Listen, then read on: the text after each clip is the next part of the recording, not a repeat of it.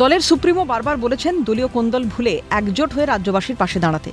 উন্নয়নের স্বার্থে ব্যক্তিগত মনোমালিন্য দূরে সরিয়ে রাখার পরামর্শ যে কোনো দলীয় সমাবেশে দিয়ে চলেছেন অভিষেক বন্দ্যোপাধ্যায়। তা সত্ত্বেও থামছে না তৃণমূলের গোষ্ঠীদ্বন্দ্ব, কখনো কখনো তো একেবারে প্রকট হয়ে পড়ছে।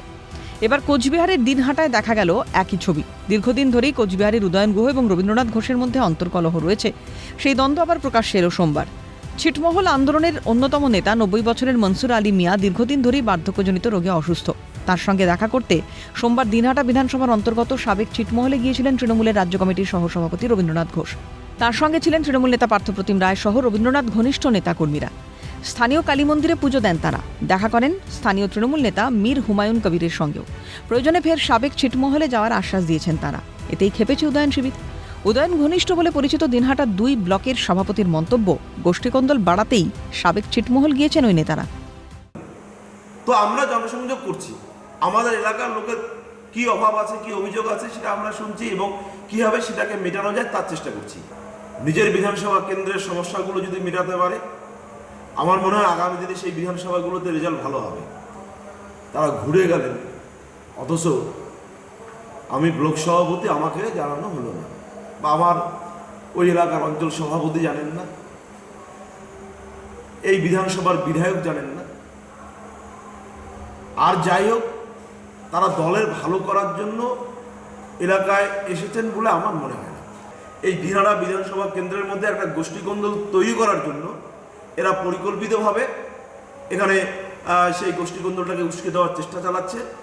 তো আমি পরিষ্কার করে বলি, যেটা জেলা সভাপতির সঙ্গে কথা বলবো, পরবর্তীকালে যদি যে নেতাই আসুক, যদি না জানিয়ে কেউ কোনো আলাদাভাবে কোনো কর্মসূচি করার চেষ্টা করে, যদি সেক্ষেত্রে কর্মী বিক্ষোভ হয়, কর্মী বিক্ষোভের মুখে যদি পড়ে, এর দায়িত্ব কেউ নিতে যাবে না। উদয়ন ঘনিষ্ঠ তৃণমূল নেতার মন্তব্যের পাল্টা জবাবে রবীন্দ্রনাথ ঘোষ বলেছেন, দলের রাজ্য কমিটির সহসভাপতি হিসেবে তাঁর পূর্ণ অধিকার আছে কোথাও যাওয়ার। তিনি 2015 সালে মমতা ব্যানার্জি যখন ডাফুরহাটে এসেছিলেন ছিটমহলবাসীদের সাথে কথা বলার জন্য, সভায় যোগদান করে মমতা ব্যানার্জির সাথে আলাপ আলোচনা করেছিলেন।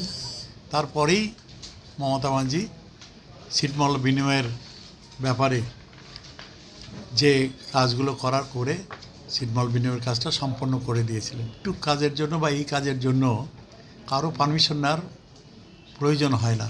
কোনো ব্লক প্রেসিডেন্ট তো নয়, যিনি বলেছেন তাকে স্মরণ করে দিই যে আমি এখনও রাজ্য তৃণমূল কংগ্রেসের রাজ্য কমিটির সহসভাপতি। রাজ্যের যে কোনো প্রান্তে যে কোনো জায়গায় যাওয়ার আমার অধিকার রয়েছে, তার জন্য কারও কোনো অনুমোদনের প্রয়োজন নাই।